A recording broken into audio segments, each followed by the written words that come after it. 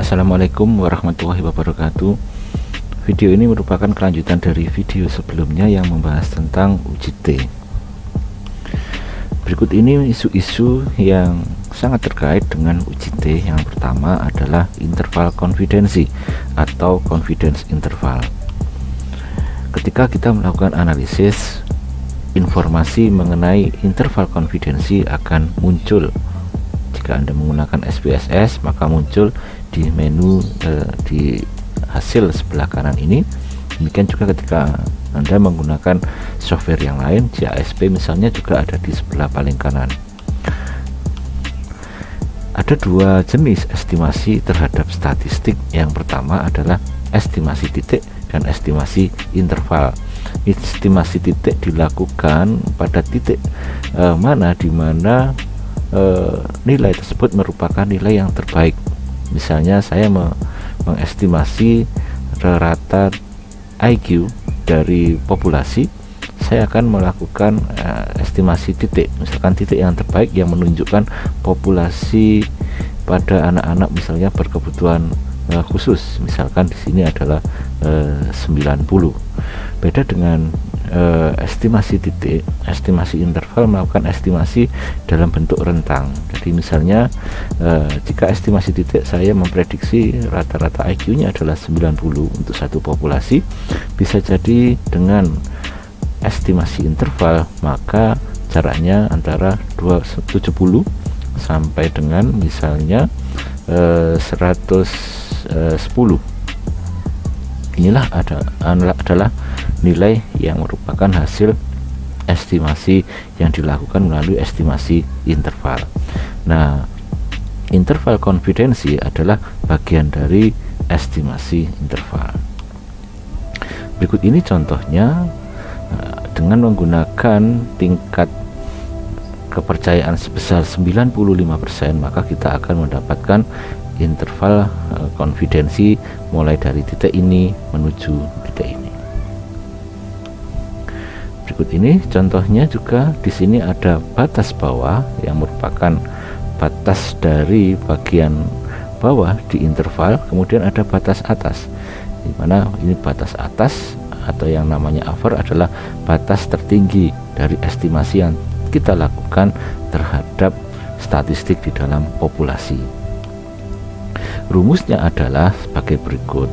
Untuk mendapatkan batas bawah, kita masukkan D. D ini adalah mean difference. Kemudian kita masukkan nilai T tabel. Nilai T tabel kita masukkan di sini 2,17, kita dapatkan dari 95% atau taraf signifikansi 0,05. Kita kombinasikan dengan DF sebesar 12, kemudian hasilnya adalah 2,17.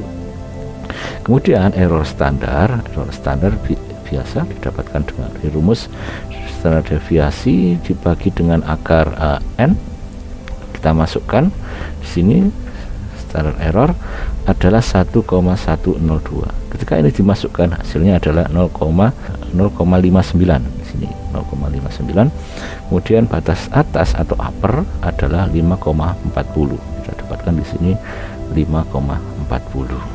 Interval konfidensi menunjukkan bahwa di sini terlihat selisih antar kedua kelompok. Jika dilakukan analisis berdasarkan data-data yang berbeda dari sampel ini, maka akan didapatkan harga sekian. Tidak mungkin harganya atau akan melebihi di luar rentang ini, sehingga rata-ratanya adalah 3. Kemudian di sini adalah 0,59, di sini adalah 5,4. Jika kita mengambil data dan melakukan analisis, kita akan mendapatkan min yang jatuh di sini, jatuh di sini, jatuh di sini, jatuh di sini, jatuh di sini, dan jatuh di sini. Hampir dipastikan tidak mungkin berada di luar rentang itu.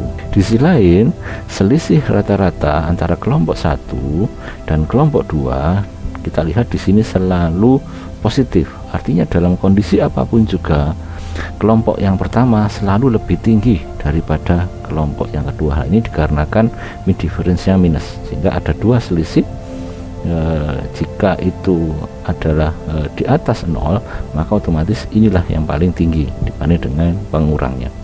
dapat dikatakan bahwa pada berbagai macam situasi X1 selalu lebih tinggi dibanding dengan X2.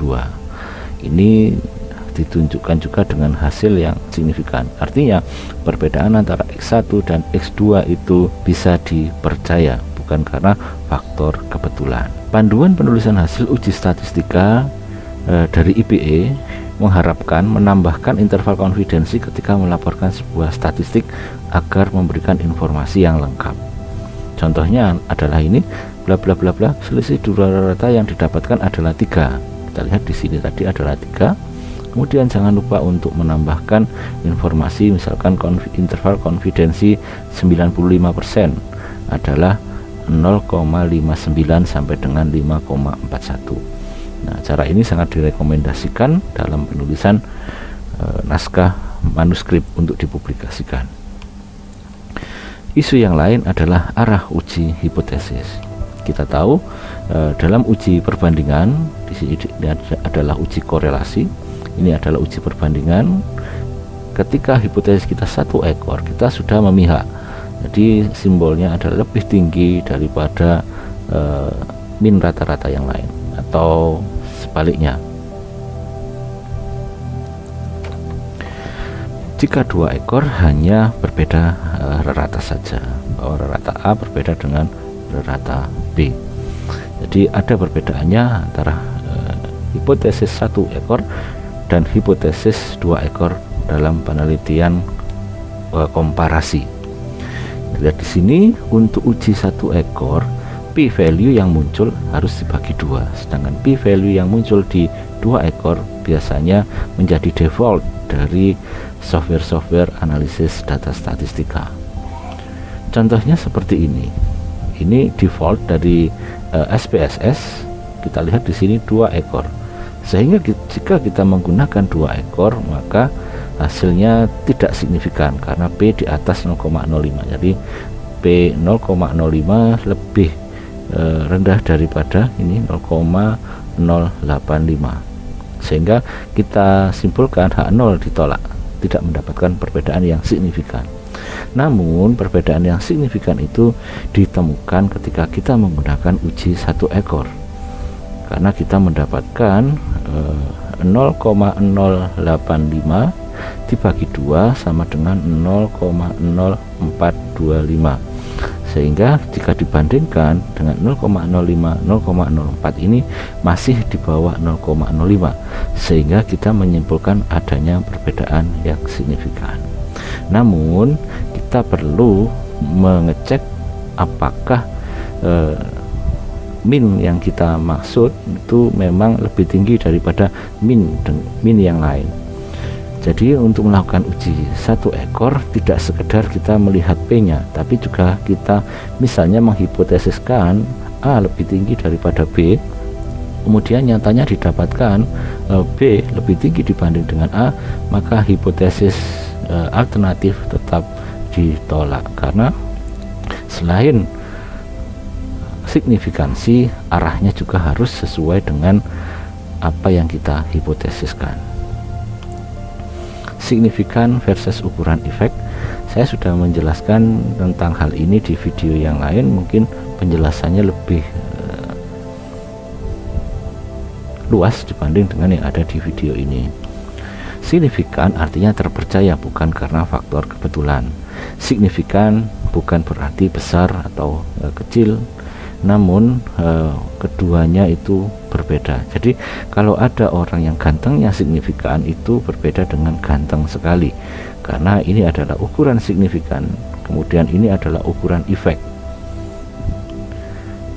Sebagai contoh, kasus A dan kasus B ini adalah perbandingan 2 rata, keduanya juga signifikan. Kita lihat di sini antara 90 sama 100, di sini antara 70 sampai 130.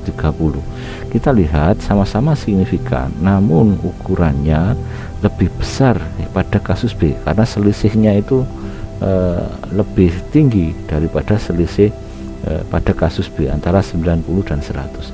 Ini selisihnya 60, lebih luas, sehingga sama-sama signifikan belum tentu ukuran efeknya sama. Jadi memiliki perbedaan, tidak ada hubungannya antara signifikansi dan ukuran efek. Kita lihat di sini ada satu rumus yang diperkenalkan oleh Cohen yang namanya ukuran efek value atau D value, didapatkan dari X1 dikurangi X2 dibagi dari rata SD. Jadi D itu menunjukkan perubahan data dalam skup kurva normal, sehingga ketika D sama dengan 1 dapat dikatakan Anda mengalami perubahan sebesar satu kategori. Kita lihat di sini adalah kategori di bawah rata-rata, misalkan di bawah rata-rata. Di sini adalah di atas rata-rata. Di sini adalah tinggi. Di sini adalah superior. D1 artinya kategori yang Anda alami. Misalnya Anda ini adalah motivasi belajar gitu, yang awalnya 0 karena D-nya 1, akhirnya Anda mendapatkan menjadi kategori yang lain, yang awalnya rata-rata berubah menjadi tinggi, atau yang awalnya di bawah rata-rata atau rendah menjadi rata-rata, sehingga D sama dengan 1 dapat dipastikan perubahannya itu sangat besar sekali. Apalagi D sama dengan 2 yang mengubah Anda menjadi 2 standar deviasi lebih tinggi atau lebih rendah. Ukuran efek menunjukkan kekuatan atau kedalaman. Ukuran efek perbedaan antara pria dan wanita dalam hal kepedulian sangat besar.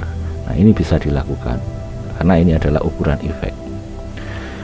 Dan sebagainya, ukuran efek bergerak dari kecil sampai besar. Kemudian ini adalah ukuran efek, tengah-tengahnya adalah 0,4.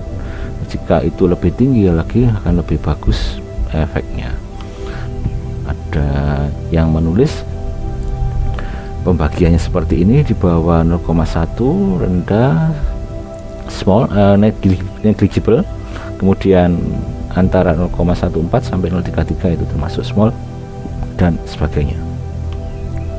Ini contoh ukuran efek. Semakin jauh jarak antara kurva yang kuning ini dan urit ini semakin tinggi. Ukuran efek sebesar 0,5 seperti ini, 1 seperti ini, 1 standar deviasi soalnya, kemudian 3 seperti ini. Uji T untuk sampel heterogen. Saya tadi menjelaskan bahwa uji T salah satu asumsinya adalah ukuran sampelnya untuk setiap kelompok adalah heterogen. Jadi distribusinya heterogen antara sampel A dan sampel B. Namun pada sisi yang lain, uji T juga bisa dilakukan ketika distribusinya itu sedikit berbeda. Misalkan ini A, kemudian B-nya itu sedikit atas seperti ini, tetap bisa dilakukan. Namun kita perlu melakukan uji terlebih dahulu dengan menggunakan uji Levin. Uji Levin yaitu salah satu bagian dari uji F yang menunjukkan adanya perbedaan dua distribusi, dua varians. Jadi P jika di atas 0,05, justru ini yang kita inginkan, karena P di atas 0,05 artinya near signifikan, artinya tidak ada perbedaan yang signifikan antara A dan B. Jadi yang kita harapkan adalah ini tidak kita harapkan. Namun tidak masalah ketika kita menemukan ini yang tidak ada perbedaan, ini yang memiliki perbedaan. Namun kita tidak masalah jika kita menemukan adanya ketidaksamaan distribusi, karena kita bisa melakukannya dengan uji T yang sudah dimodifikasi. Berikut ini adalah contoh dari SPSS. Equal variance assume artinya datanya homogen seperti ini, bentuk distribusinya mirip. Equal variance not assume artinya datanya heterogen, artinya seperti ini. Satu berbentuk kurva yang normal, mungkin yang lain berbentuk kurva yang kurtosisnya sangat tinggi sekali. Kesimpulannya, jika data Anda homogen, lihat baris yang pertama. Jika data Anda heterogen, lihat baris yang kedua. Ini adalah baris yang pertama, ini adalah baris yang kedua. Kita lihat di sini GF-nya seperti ini, signifikannya adalah 0,789. Dapat kita lihat bahwa di atas 0,05. Karena di atas 0,5 maka tidak signifikan, sehingga dapat dikatakan sama. Varians untuk kelompok A dan varians untuk kelompok B adalah sama, sehingga kita baca equal variance sum. Kita pakai T ini. Di sini kita tulis T sama dengan 2,721, kemudian B di bawah 0,05. Namun misalnya ini signifikan, katakanlah 0,002, kita harus melihat T yang ini. Ada dua pertimbangan dalam pemilihan ukuran sampel. Jadi meskipun datanya itu heterogen, katakanlah N yang pertama itu 20, N yang kedua, N yang pertama, N yang kedua 2, secara statistik memungkinkan karena kita memiliki uji T yang sudah dimodifikasi terhadap heterogenitas data. Namun ukuran sampel seperti ini N1, N2 itu menurut pertimbangan secara metodologi itu kurang baik, sehingga kita harus mengkompromikan pertimbangan statistik dan pertimbangan metodologi. Pertimbangan metodologi misalnya ini adalah anak-anak kelas 1, ini anak-anak kelas 2, orang-orang metodologi akan protes. Mengapa tidak melakukan sampling dengan menggunakan proporsi, klaster dan sebagainya, sehingga menemukan jumlah yang relatif setara seperti itu. Jadi harus ada kompromi antara pertimbangan statistika dan pertimbangan metodologi dalam melakukan analisis. Intermezzo, kemudian apa yang perlu kita persiapkan agar uji T yang kita lakukan menemukan perbedaan yang signifikan sehingga kita bisa menerima HO diterima. Langkah yang pertama adalah gunakan alat ukur yang valid dan reliable. Jika saya membandingkan misalkan antara berat badan pemain sumo dan berat badan peragawati, tentunya ini tergantung dari alat timbangan yang saya pakai. Jika timbangan yang saya pakai tidak valid dan tidak reliable, maka bisa jadi berat badan sumo dan berat badan peragawati akan sama. Perbedaan tidak kita dapatkan.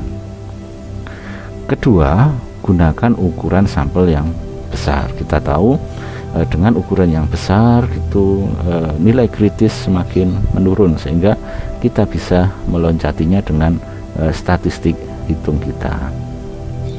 Yang ketiga, usahakan varians antar kelompok cenderung rendah, dan varians juga dalam kelompok cenderung rendah, karena varians dalam kelompok itu bisa menunjukkan error. Contohnya seperti ini penelitian yang pertama, ini penelitian yang kedua.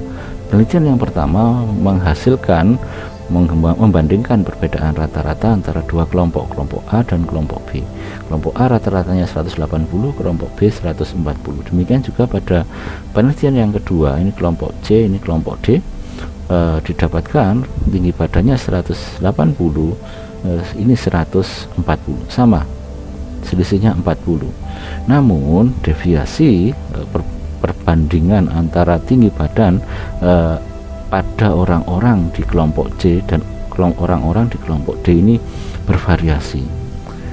Kita lihat di sini penelitian yang pertama menemukan perbedaan yang signifikan, namun penelitian yang kedua tidak mendapatkan perbedaan yang signifikan. Apa yang menyebabkannya? Salah satunya adalah karena ada sampling error di dalam sampel kelompok C dan kelompok D. Kita lihat di sini ada beberapa outlier seperti ini juga ada outlier yang menyebabkan variasi di dalam kelompok C dan kelompok D ini tinggi. Jika bisa setara, maka bisa jadi hasilnya kemudian seperti halnya pada kelompok A, ada perbedaan yang signifikan, sehingga sama-sama X-nya kita lihat sama-sama selisihnya 40 belum tentu signifikan, karena ada faktor pembagi di sini yang namanya noise. Di sini banyak noise-nya dibanding dengan yang ada di sebelah kiri. Baik, terima kasih. Assalamualaikum warahmatullahi wabarakatuh.